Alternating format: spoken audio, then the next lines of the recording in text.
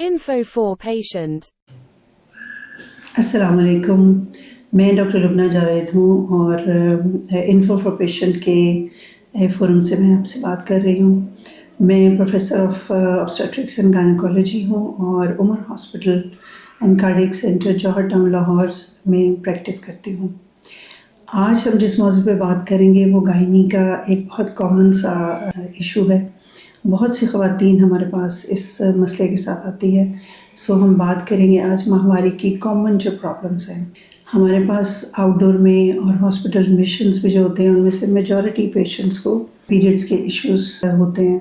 इससे पहले कि हम इस बारे में बात करें, लेट्स टॉक अबाउट कि पीरियड्स का साइकिल क्या होता है, जिसको हम मेंस्ट्रुअल साइकिल भी कहते हैं। मेंस्ट्रुअल साइकिल हर औरत की ज़िंदगी में इसके शुरू होने की एज तकरीबन 11 से 14 साल तक होती है। आजकल ये 10 साल तक भी चली गई है। सो 10 से 14 साल तक इसकी एज होती है स्टार्ट होने की, और अराउंड 50 पीरियड्स जो हैं वो बंद हो जाते हैं। जो पीरियड्स की ड्यूरेशन है वो 2 से 7 दिन तक हो सकती है, लेकिन इसमें अगर 7 दिन से या 8 दिन से ज़्यादा हो तो वो फिर एबनॉर्मलिटी में चला जाता है। और पीरियड्स आफ्टर एवरी 28 डेज होते हैं, बट इसको हम ये एक नॉर्मल वैल्यू है, बट रेंज 21 से लेके 5 डेज तक अगेन ये नॉर्मल में फॉल करता है। हमारा जो मेंस्ट्रुअल साइकिल है वो अंडर कंट्रोल ऑफ हमारे डिफरेंट बॉडी के हार्मोन्स के ज़ेरे कंट्रोल होता है, जो कि हमारे ब्रेन से शुरू होते हैं। ब्रेन में हाइपोथैलेमस हार्मोन सिक्रीट करता है जो कि इफ़ेक्ट करता है पिट्यूटरी के ऊपर, जो भी वो भी ब्रेन में पाया जाता है। उसके बाद पिट्यूटरी से जो हार्मोन रिलीज़ होते हैं FSH और LH, वो इफ़ेक्ट करेंगे ओवरी के ऊपर, और ओवरी हार्मोन प्रोड्यूस करेगी first phase of menstrual cycle में ईस्ट्रोजन और सेकंड फेज़ में प्रोजेस्टेरोन। अब इन दोनों हार्मोन्स के ज़ेरे असर यूट्रस की लाइनिंग जो है, इंटरनल लाइनिंग जिसको हम एंडोमेट्रियम कहते हैं, वो ग्रो करना और थिक होना शुरू हो जाती है। एग रिलीज होता है और उसके साथ ये प्रिपरेशन होती है प्रेगनेंसी के लिए। अगर तो प्रेगनेंसी हो जाती है तो वो दूसरा सिलसिला चलता है, अदरवाइज एग जो है वो डिजेनरेट हो जाता है, हार्मोन्स की सपोर्ट ख़त्म हो जाती है ईस्ट्रोजन प्रोजेस्टेरोन की, और जो यूट्रस की एंडोमेट्रियम है वो शेड कर जाती है, जिसको हम मेंस्ट्रुअल फेज़ कहते हैं, और ये पीरियड्स का टाइम है। अब पीरियड्स के साथ ही उस ब्लड में और यूट्रस के से कुछ केमिकल्स रिलीज होते हैं, जैसे कि प्रोस्टाग्लैंडिन्स, वो यूट्रस को कंट्रैक्ट कराते हैं, जिससे कि यूट्रस उस ब्लड को बाहर निकालता है, और साथ साथ वो ब्लड खून की नालियों को भी डायलेट करते हैं, जिससे खून पतला हो जाता है और यूट्रस से बाहर निकल जाता है, और इसके साथ ही फिर नया फेज स्टार्ट हो जाता है। सो इस तरह से ये मेंस्ट्रुअल साइकिल चलता है।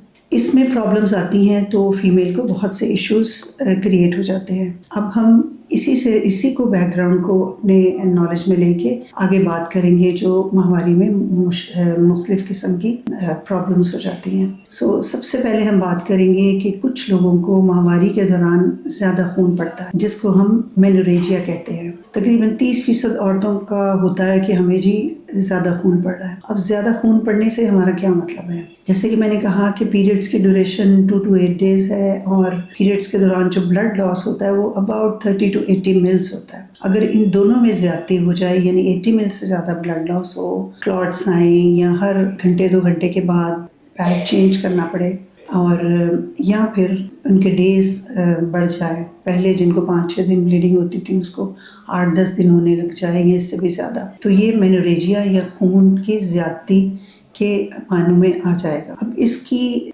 डिफरेंट वजूहात होती हैं, और इन वजूहात में ये सारी जो हमने भी बातें की कि हमारे यहाँ कंट्रोल कैसे होता है, उससे रिलेटेड होती है। सो हार्मोनल इम्बैलेंस एक बहुत कॉमन वजह है। जब हार्मोन्स का इम्बैलेंस होता है, ईस्ट्रोजन और प्रोजेस्टेरोन की मिकदार में प्रॉब्लम आ जाती है।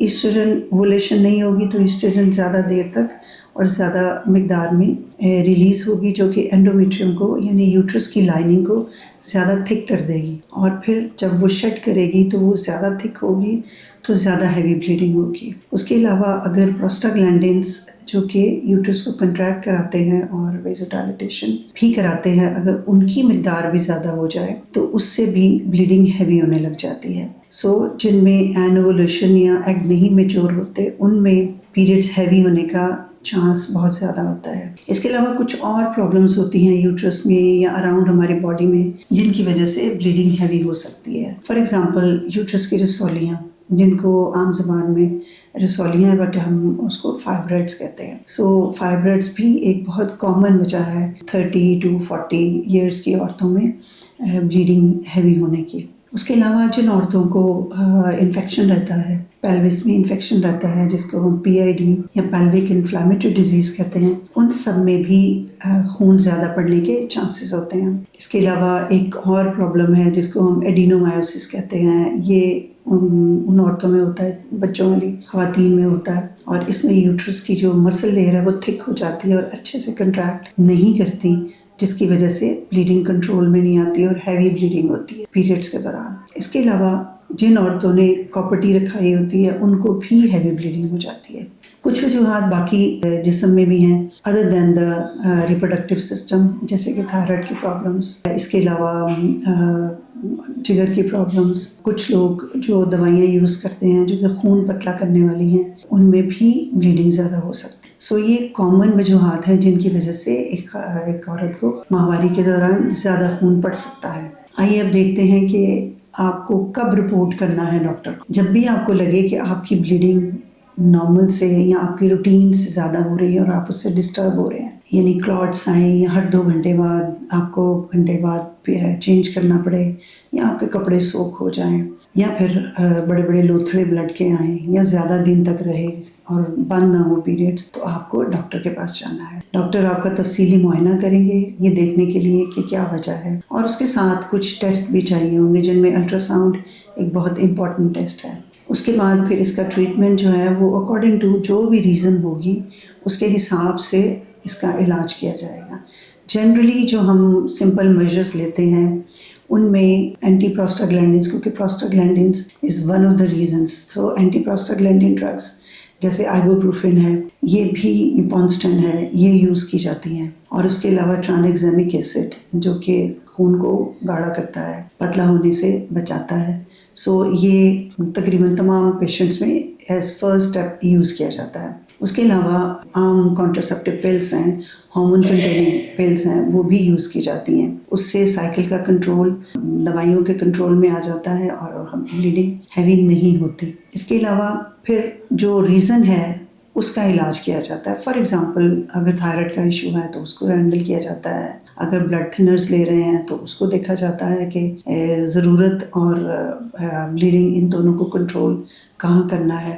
اگر فائبرائڈس ہیں تو اس کے ڈفرینٹ علاج کے طریقے ہیں، مے بی سرجری کی ضرورت ہے تو وہ کی جاتی ہے. اسی طرح جن کو پیلوک انفلیمیٹری ڈیزیز ہے ان کا انفیکشنز کا antibiotic and other treatments جو بھی ریکوائرڈ ہوتے ہیں کیے جاتے ہیں. اسی طرح ایڈینومائوسس میں بھی پین کلرز، یہ ٹرانیگزیمک ایسڈ، اور پھر الٹیمیٹلی ٹریٹمنٹ میں سرجری بھی شامل ہے. سو اس طرح سے ہیوی بلیڈنگ جو ہے اس کو ڈائگنوز اور اس کا ٹریٹمنٹ کیا جاتا ہے. امید ہے کہ آپ کو ہیوی بلیڈنگ کے بارے میں آپ کے ذہن میں جو کوشچنز ہوں گے ان کے آنسرز ہو گئے ہوں گے.